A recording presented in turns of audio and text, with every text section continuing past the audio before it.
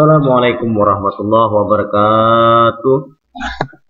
Anak-anakku yang berada di rumah, pada hari ini kita akan belajar tematik tema 1, subtema 2, mengenal pertumbuhan dan perkembangan manusia.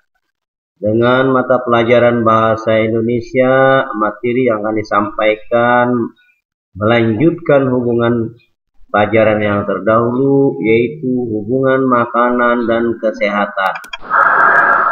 Pada pertemuan yang lalu, Bapak sudah jelaskan tentang zat besi.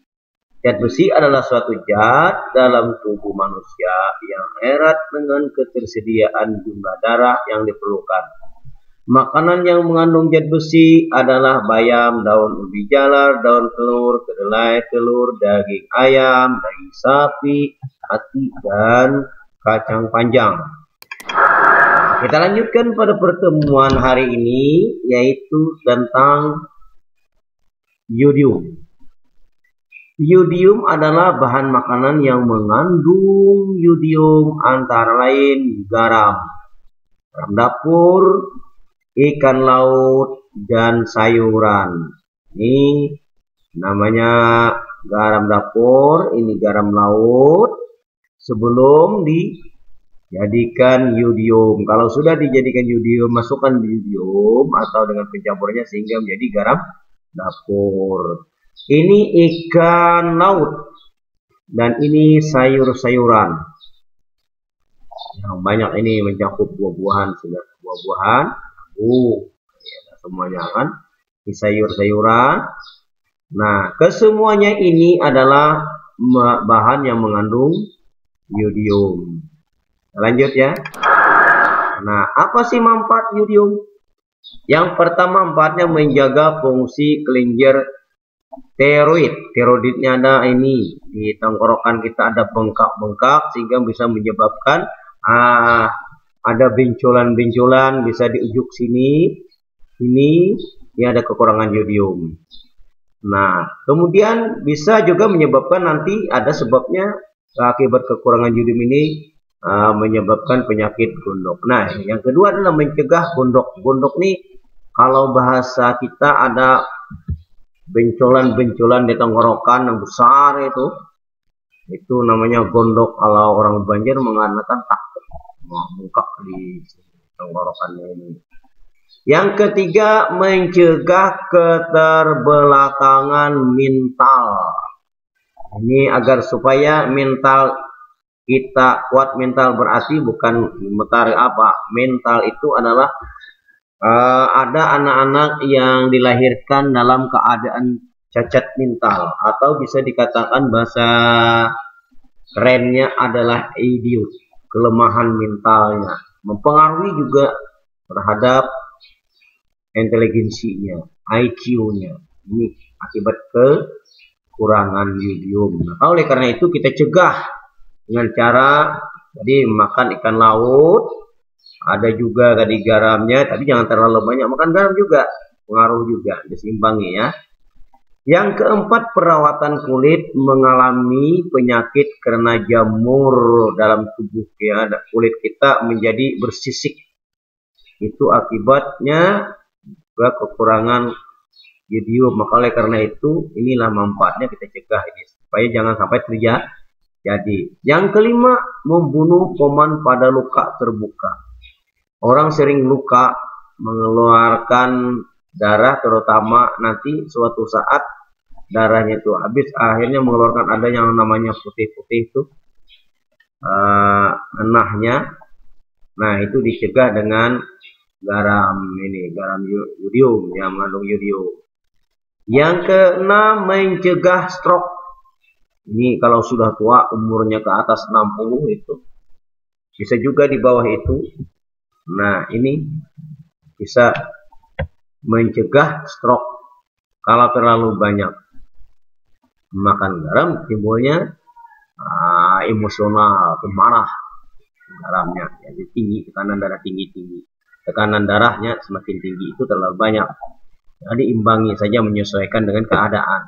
Jadi mencegah stroke jangan sampai terjadi. Yang ketujuh, mencegah penyakit pada mata.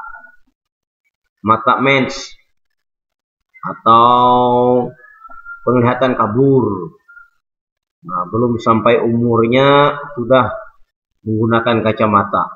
Nah, ini ketika dilahirkan bisa juga menyebabkan kekurangan vitamin A. Ada juga bisa menyebabkan kekurangan iodium. Nah, oleh karena itu hindari segala-gala yang menyebabkan kita bisa merusak mata kita. Terutama main HP pun juga jangan terlalu lama. Nah, jadi diimbangi. Yang ke-8 adalah mencegah kanker payudara. Ini bagi perempuan. Kita lanjut ya. Apa sih akibatnya? Nah, tadi kan manfaatnya, sekarang akibatnya. Akibat kekurangan iodium. Pertama, membesarnya kelenjar gondok. Besar gondoknya. Nanti ada kelihatan gambarnya, Bapak akan tampilkan nanti. Nah, yang berikutnya berat badan naik tiba-tiba. Mulai yang dulunya kurus langsung gemuk. Ada kemarin disiarkan di televisi yang berat badannya di Kalimantan Tengah ini, kalau tidak salah kemarin itu sekitar 365 kilo beratnya. Seorang perempuan sehingga dia tidak bisa berdiri, berbaring terus. Nah, jadi dikurangi, itu bisa juga terlalu banyak makan. Yang berikutnya mudah kelelahan, lesu, lemah gemulai akibat kekurangan iodium. Rambut rontok, kalau bapak ini kan udah tua, kalau yang anak-anak rambutnya lepas, nanti akan memperlihatkan gambarnya. Ya, nah, untuk memperlihatkan gambarnya nih. Nah, ini tadi yang adalah kelenjarnya yang bengkak. Nah, ini tadi ya. Kemudian kulit kering. Nah, kulit kita yang kita pegang nih kalau kita geruk agaknya warnanya kelihatan agak putih. Kemudian kedinginan seperti orang menggigil. Nah, ini kekurangan iodium. Yang berikutnya adalah perubahan denyut jantung. Jantung kita ini ada bunyinya seperti deg deg deg deg ya kalau kita pegang. Nah, kalau kita pegang ada di tangan kita, nanti kita lihatkan gambarnya ya. Sulit mengingat, sering lupa. Sampaikan pelajaran hari ini, besok sudah lupa. Bisa saja itu akibat kekurangan iodium. Berikutnya adanya gangguan nih bagi seorang ibu yang hamil. Ini seorang ibu yang hamil. Kalau kekurangan iodium bisa ada gangguan ketika kehamilan dan melahirkan seorang anak, bisa yang menyebabkan ini. Nah, apa tadi? Ada kelemahan mentalnya.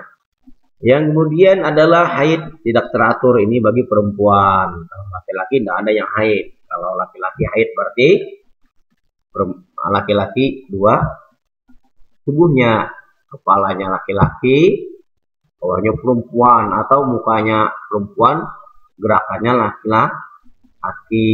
Ya, kita lanjut ya. Nah, ini gambarnya. Nah, ini tadi. Ini gambar akibat orang kekurangan iodium.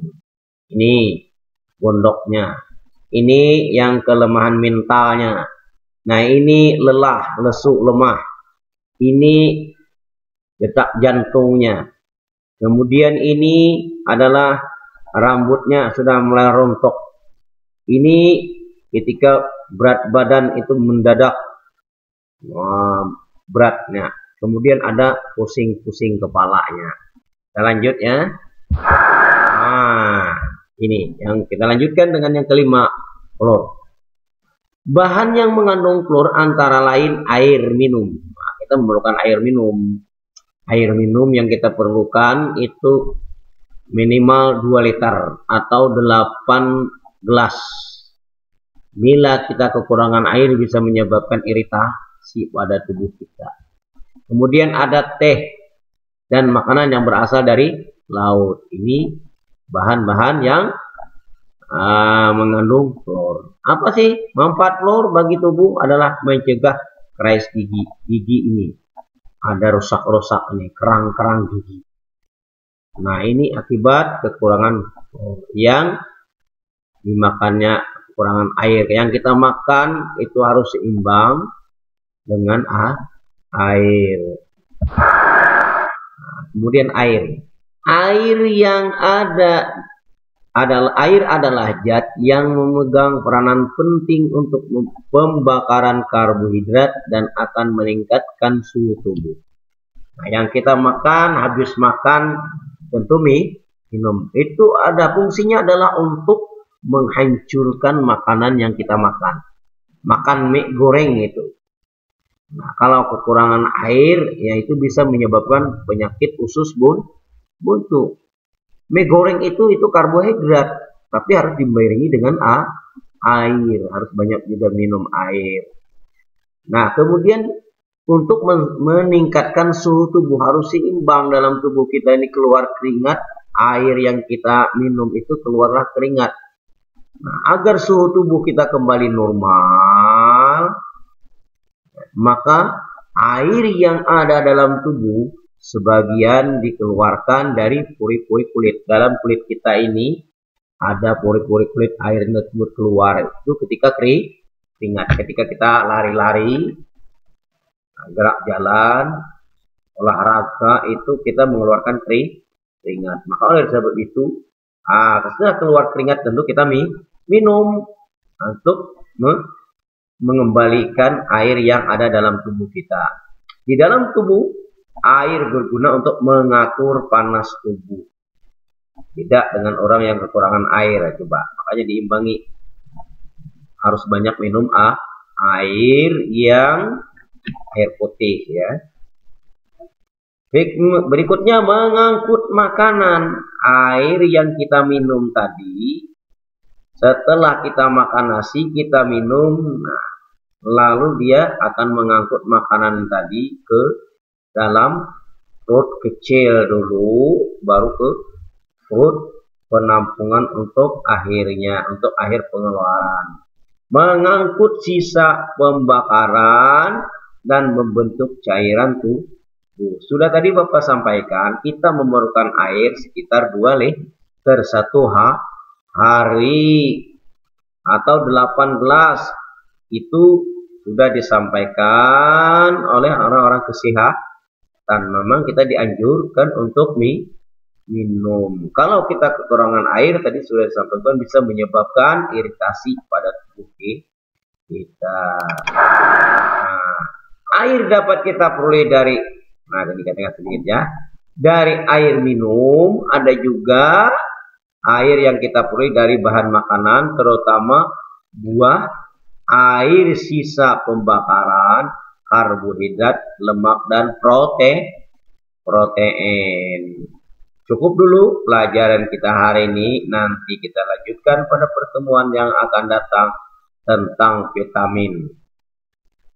Mudah-mudahan anak-anakku yang berada di rumah dapat memperhatikan dan dapat mempelajari tentang hubungan makanan dengan kesehatan.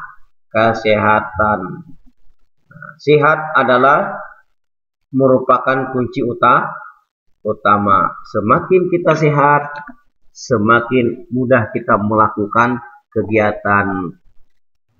Pepatah mengatakan, badan yang sehat terdapat jiwa yang sehat. Ingat, kalau keluar rumah jangan lupa pakai masker.